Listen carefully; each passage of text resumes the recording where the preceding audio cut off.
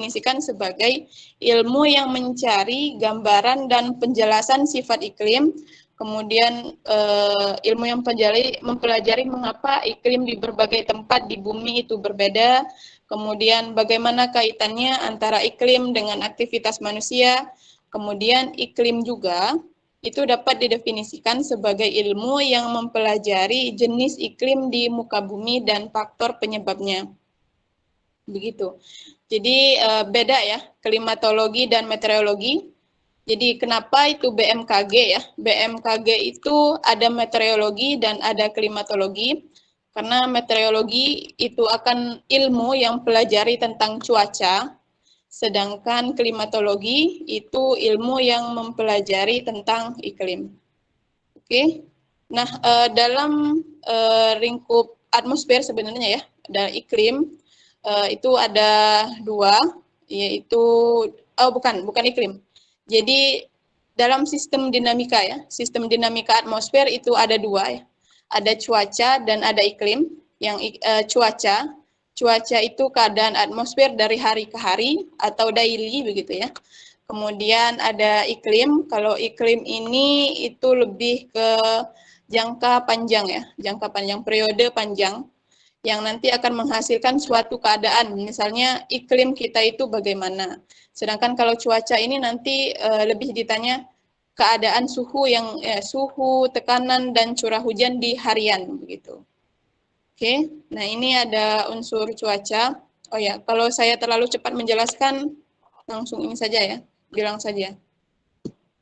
Kemudian unsur cuaca dan iklim itu sendiri terdiri dari suhu udara, kelembaban udara, curah hujan, tekanan, angin, ini tekanan udara atau atmosfer ya, tekanan, angin. Nah, kalau di kami juga nanti ini sebenarnya angin ini dibagi menjadi tiga ya, angin horizontal dan angin vertikal. Nah, angin vertikalnya ini dibagi menjadi dua, angin U dan angin V. Tapi kalau begini, intinya kita kalau misalnya belajar tentang klimatologi itu hanya melihat dari atas ya, melihat dari atas. Jadi yang tampaknya saja, yang di luarnya saja yang kita tahu, yang komponen di dalamnya. Misalnya kita mempelajari sebuah benda ya, nah yang kita pelajari itu hanya bendanya. Sedangkan yang unsur-unsur partikel, gerak atom gitu, gerak atom yang ada yang di benda itu tidak kita pelajari. Jadi kalau misalnya kita belajar klimatologi, iklim dan cuaca, hanya ini yang ada ininya. Sebenarnya di suhu itu nanti sebenarnya dibagi menjadi beberapa lagi, kemudian kelembaban udara itu ada yang relatif dan sebagainya begitu ya. Nah, tapi ini karena apa namanya? Tidak terlalu dalam ya, maksudnya tidak terlalu penting untuk anak kehutanan. Jadi kita hanya mengambil yang permukaannya saja ya. Suhu udara secara umum, kemudian kelembaban udara secara umum, curah hujan secara umum, sampai sifat perawanan. Tapi nanti di sini untuk embun, kabut, dan perawanan itu tidak akan dijelaskan ya. Yang akan dijelaskan itu adalah komponen atau unsur cuaca dan iklim yang sangat penting ya. Misalnya ada suhu udara, kelembaban udara, curah hujan, tekanan udara, dan angin ya. Dan juga perlu dicatat bahwa unsur-unsur ini 1, 2, 3, 4, 5, 6 ini itu semakin saling berhubungan gitu ya. Misalnya suhu udara itu kan mempengaruhi intensitas curah hujan ya. Jadi semakin tinggi suhunya itu bisa menyebabkan di daerah tersebut akan mengalami curah hujan yang cukup besar, yang cukup kuat ya begitu, atau menerima curah hujan yang cukup tinggi. Begitu untuk pengertiannya. Ada yang ingin ditanyakan nggak? Oke, belum ada.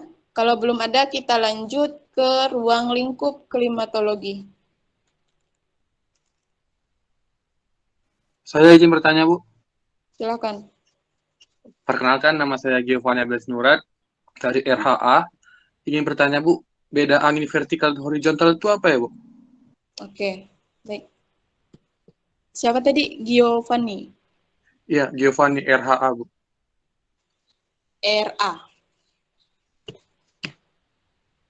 Nah, kita balik lagi ke sini, sebenarnya itu bukan apa ya, bukan pembahasan secara ya pembahasan yang akan kita bahas, tapi saya jawab saja ya.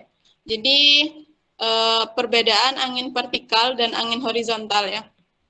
Jadi sebenarnya di atmosfer kita, saya pennya ketinggalan di kampus ya. Jadi saya coba sebisanya dulu ya, menggambarkan misalnya ini atmosfer kita ya. Jadi bukan atmosfer.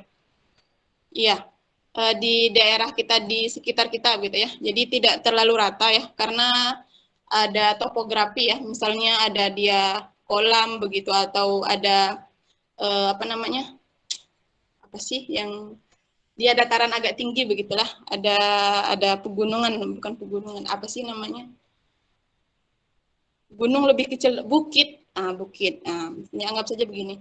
Nah, angin vertikal itu sama seperti sebenarnya ini seharusnya lurus ya. Apa namanya ini koordinat ya, koordinat. Ini ada X ya, ada X, ada Y ya. Nah, kalau yang kita tahu yang ke sini itu vertikal ya, disebut, yang ini juga horizontal. Sama dengan angin. Yang vertikal itu berarti angin yang nanti akan bergerak dari sini ke sini begitu ya. Itu angin vertikal namanya. Nah, sedangkan angin horizontal itu adalah angin yang nanti akan membawa energi atau membawa unsur-unsur uap air dari permukaan bumi ke atas permukaan bumi. Begitu bedanya. Paham nggak? Saya terlalu cepat. Paham, Bu. Oke, sip. Oke, ada yang lain?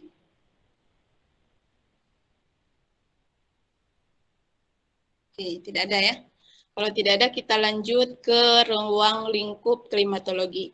Nah, untuk mempelajari ruang lingkup klimatologi itu dibagi menjadi 3 ya. Maksudnya ruang lingkup berdasarkan metode pendekatan ilmu, kemudian ruang lingkup yang ada di atmosfer ya. Kemudian ada ruang lingkup klimatologi berdasarkan pemanfaatannya.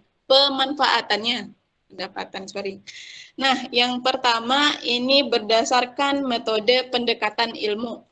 Nah, untuk berdasarkan ruang lingkup klimatologi berdasarkan pendekatan ilmunya itu dibagi menjadi 4 ya setidaknya. Itu ada klimatografi, ada klimatologi fisik, ada klimatologi dinamik, dan juga ada klimatologi terapan. Nah, yang klimatografi itu akan membahas tentang deskriptif, membahas data ya, membahas pembahasan deskriptif berdasarkan data, peta gambar, dan dikembangkan oleh geografian. Tuh. Kemudian klimatologi fisik itu tentang perilaku gejala cuaca di atmosfer dengan dasar ilmu fisika dan matematika. Kemudian yang ketiga itu ada klimatologi dinamik. Ini tentang pergerakan atmosfer dalam berbagai skala dan di berbagai wilayah di seluruh dunia. Kemudian yang keempat, ini ada klimatologi terapan. Nah, klimatologi terapan ini itu penerapan ilmu klimatologi untuk memecahkan masalah praktis. Salah satunya ya, di bagian dari klimatologi terapan itu ada yang namanya CSA ya. CSA itu Climate Smart Agriculture. Jadi Climate Smart Agriculture itu bagian dari klimatologi terapan, di mana CSA ya, biasanya disingkat CSA, Climate Smart Agriculture, itu nanti akan membahas tentang bagaimana pertanian kita di Indonesia itu mampu beradaptasi terhadap perubahan iklim begitu. Jadi kalau misalnya di wilayah kita ya, yang biasanya itu panen 2 kali, nanti dengan menerapkan CSA di masyarakat itu bisa 3 kali. Yang awalnya 3 kali itu bisanya 4 kali begitu. Nah, untuk kehutanan itu juga sebenarnya termasuk dalam klimatologi terapan ya. Klimatologi terapan karena apa? Nanti yang akan kita bahas klimatologi di kehutanan itu hanya sebagian ini saja. Nih, kalau misalnya kita berbicara tentang klimatologi, ini ada yang garis ini ya, yang saya bundarin ini. Jadi ketika kita berbicara tentang klimatologi kehutanan, itu kita hanya fokus ke interaksi atmosfer dan biosfernya saja. Nah, biosfernya berupa apa? Berupa tanaman ya, pohon-pohon dan sebagainya begitu. Nah, kalau dikerucutkan lagi di dalam apa namanya pohon-pohonan itu yang akan dibahas itu ya seperti neraca energi ya atau neraca radiasi, kemudian transfer radiasi dan juga turbulensinya. Ini yang apa namanya fokus ya yang dari atas misalnya dari mikroklimatnya. Mikroklimat itu mikroklimatologi. Sedangkan di fisiologinya itu ada fotosintesis ya, fotosintesis dari tanaman, kemudian konduktansi stomata dan juga transpirasi. Itu baru apa namanya? Baru pengenalan, nanti kita bahas lagi. Oke, nah ini ruang lingkup klimatologi berdasarkan metode pendekatan ilmunya. Jadi klimatologi itu ada 4 ya, ada klimatografi, ada klimatologi fisik, ada klimatologi dinamik, dan juga ada klimatologi terapan. Kalau di IPB itu semuanya ada ya, jadi walaupun namanya klimatologi terapan, jurusan prodinya itu klimatologi terapan, tapi di sana itu belajar tentang klimatografi, di mana kita akan melihat atau mendeskripsikan data ya, peta dan sebagainya begitu. Kemudian klimatologi fisik ini, kalau klimatologi fisik ini dia ini akan membahas tentang ilmu fisika dan matematika. Di mana di sini contohnya gitu ya. Contohnya orang-orang klimatologi itu bagian dari klimatologi fisik. Buktinya bahwa klimatologi fisik itu ada, itu adalah banyaknya orang-orang klimatologi yang menganalisis tentang fenomena terjadinya ENSO ya, ENSO ataupun IOD, di mana kita tahu bahwa ENSO dan IOD itu nanti akan mempengaruhi curah hujan. Kemudian klimatologi dinamik ini juga ya, contohnya ada IOD, dan klimatologi terapan tadi sudah saya jelaskan. Salah satu contohnya itu CSA, Climate Smart Agriculture, kemudian satunya tadi di bidang kehutanan ya, begitu. Nah, di CSA itu sendiri sebenarnya ada yang namanya apa ya, Carbon Smart Agriculture ya. Jadi Carbon Smart Agriculture itu kita akan fokus ke apa namanya, ke kehutanan ya, di hutan begitu, mengolah bagaimana hutan itu nanti akan menyerap karbon dioksida begitu atau CO2 begitu. Kemudian selanjutnya ini ada klimatologi berdasarkan ruang lingkup atmosfernya. Itu dibagi menjadi 3. Ada mikroklimatologi. Nah, kalau mikroklimatologi itu ruang sempitnya, ruang pembahasannya itu hanya sekitar lebih kecil dari 100 meter ya, secara horizontal. Jadi ya, secara horizontal gitu ya. Oke, nanti akan masuk ke sana sebenarnya. Kemudian ada meso. Nah, kalau meso ini sebenarnya dia sekitar 10 ya, sekitar 10 sampai 1000 km. Bedanya dengan mikroklimatologi, maksudnya kan 10 ya, 10 km, 10 sampai 1000 km arah horizontal begitu. Tetapi pola iklimnya itu sudah berbeda dari iklim di sekitarnya. Kemudian yang terakhir itu ada makroklimatologi. Nah, makroklimatologi ini kita akan pelajari sirkulasi ya, sirkulasi di bumi begitu, sirkulasi di bumi. Contohnya itu ada sirkulasi apa namanya?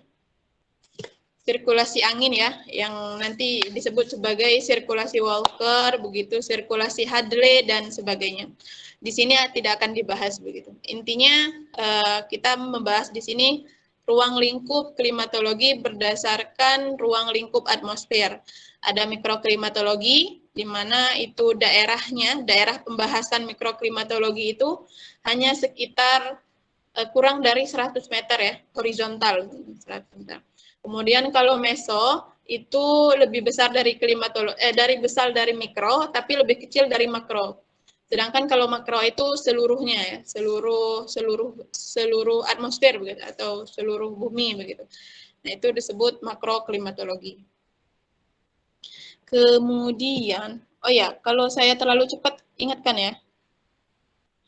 Kemudian yang terakhir itu ada klimatologi berdasarkan pemanfaatannya. Saya tipe itu.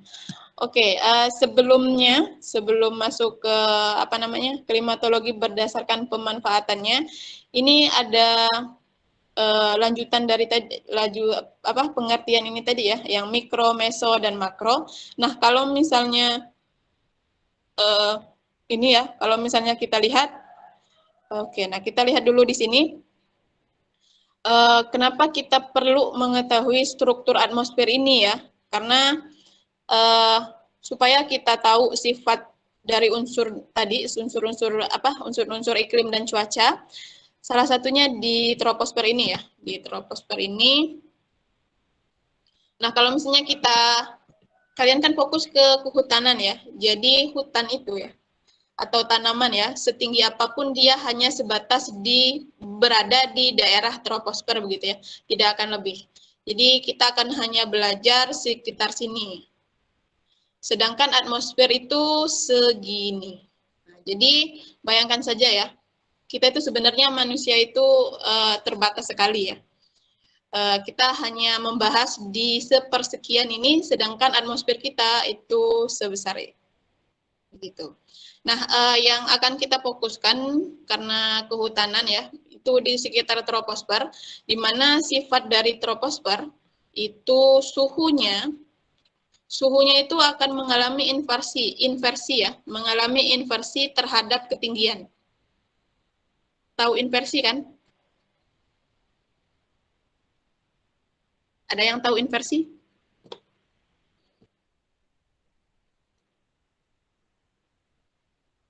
Yang tahu inversi? Sok silahkan.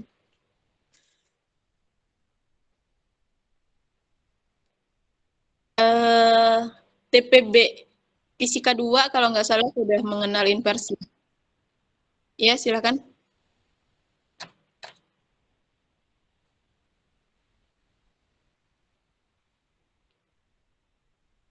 Inversi? Ayo siapa? Perlu saya sebut?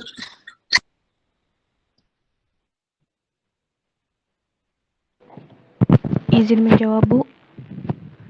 Silakan. Siapa ini? Saya Herma Yuliantika dari kelas RHB.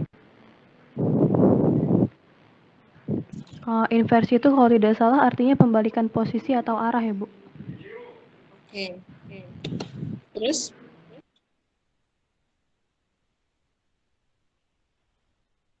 Ada tambahan lagi? Jadi Herma ya tadi ya. Menurut Herma inversi itu pembalikan arah ya, pembalikan arah. Oke. Ada yang lain?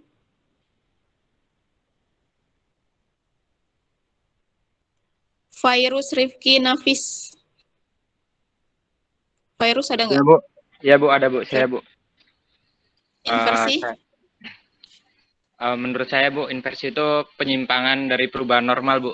Dari atmosfer, atmosfer dari ketinggian. Oke.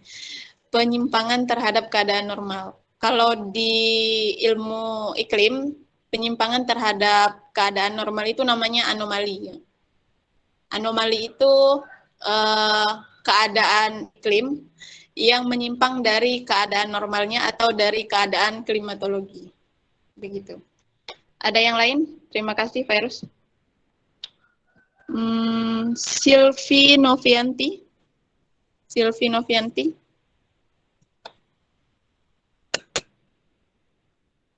Iya, Bu, hadir.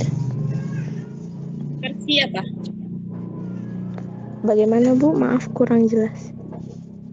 Inversi.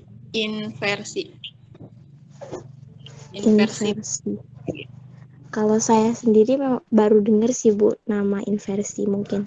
Jadi saya kurang tahu. Oke, baru pertama kali dengar ya. Ada yang pernah gitu membaca inversi?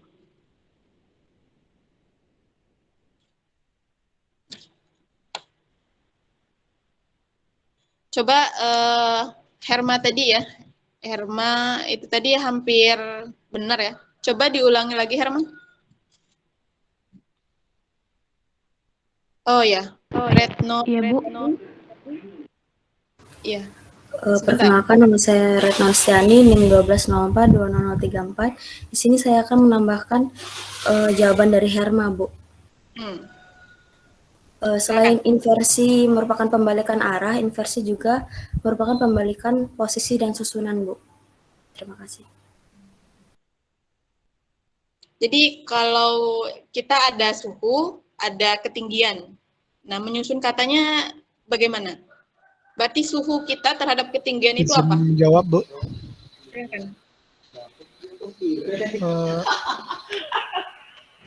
Kalau Siapa dari perkenalkan, nama saya Sultan Rajas Azharaki dari kelas RHA, Bu.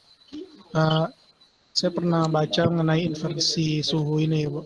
Kalau tidak salah itu inversi suhu itu mengenai perubahan perubahan suhu berdasarkan perubahan ketinggiannya gitu, Bu.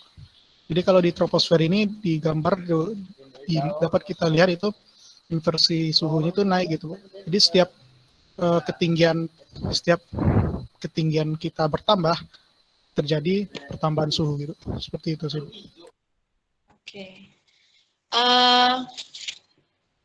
Terima kasih banyak. Oke, Leli satu lagi ya. Oke, silakan Leli. Perkenalkan, saya Leli, Bu, dari kelas A. Menurut saya itu inversi itu, Bu, penyimpangan dari perubahan normal atmosfer ke ketinggian, Bu. Oke, sip. Terima kasih banyak Leli. Menurut Leli tadi itu perubahan dari keadaan normal, intinya perubahan keadaan normal di atmosfer. Jadi kita lihat di sini ya. Kalau saya kan tadi untung nanya ya, apakah kalian paham tentang inversi ya? Jadi di sini ya, coba kalian perhatikan gambar ini ya. Yang ini ya, attitude ketinggian, ini ketinggian dalam satuan km ya. Ini ketinggian, kemudian ini ada temperatur ya, ada temperatur dalam unit K ya, ada satuan K. Nah, kita lihat di troposfer ini, tadi sebenarnya itu Sutana, benar ya, Sutana dari RHA. RAH. Ya, pokoknya dari RA kelas A, itu dia kebalik sebenarnya. Kalau kata Sutana tadi, ini dia mengalami peningkatan temperatur, tidak ya? Jadi, kalau misalnya kita lihat di sini, suhu kita, temperatur, ini itu akan mengalami inversi atau penurunan ya, atau penurunan temperatur terhadap ketinggian. Jadi benar kata Herma tadi bahwa ini tuh sebenarnya berbanding hubungannya itu berbanding terbalik begitu ya. Misalnya ada dua variabel A, B, jadi hubungannya itu berbanding terbalik. Berarti kalau temperaturnya rendah temperaturnya rendah berarti ketinggiannya itu tinggi. Jadi semakin tinggi temperatur, semakin tinggi ketinggian, temperaturnya itu semakin rendah.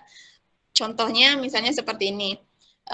Di gunung ya, di atas gunung itu kan lebih dingin ya dibandingkan di sekitar kita begitu. Kemudian sekarang pertanyaannya, bukannya radiasi ya, sinar matahari itu datangnya dari atas ya, dari atas kan, dari atas atmosfer ya. Kenapa di troposfer ini yang di bawah itu hangat, sedangkan yang di atas itu dingin? Ada yang bisa menjawab? Ada yang... Saya izin menjawab, Bu. Saya rasa kenapa di tempat rendah itu lebih hangat itu karena berasal dari kayak aktivitas industri misalnya, Bu. Misalnya kebakaran, terus mungkin radiasi permukaan bumi dan lain-lain, Bu. Oke. Ini siapa tadi? Ari kelas Lubis, Bu. RB. Oke, ada lagi? Eka Saya, Surya. Bu. Ya, siapa ini? Saya Bu Retno. Oke, sebentar saya tengok dulu siapa yang sini. Oke, Retno silakan. Jadi pada kondisi normal suhu atmosfer itu turun bersama ketinggian, sehingga lapisan atmosfer yang dingin berada di atas, sedangkan lapisan atmosfer eh, yang gimana ya? Sedangkan di atas lapisan atmosfer itu yang hangat, Bu. Ya, sekarang pertanyaannya, kan radiasi kita dari atas nih. Kenapa yang atas dingin, yang di bawah panas? Itu pertanyaannya tadi. Retno. Oke, selanjutnya yang tanda angkat tangan ada Eka Suryani. Silakan Eka. Ya Bu, izin memperkenalkan diri, nama saya Kusnan Senturi dari FHB. Kenapa troposfer itu hangat daripada termosfer? Troposfer ini kan bawah dan Enggak, tidak seperti itu.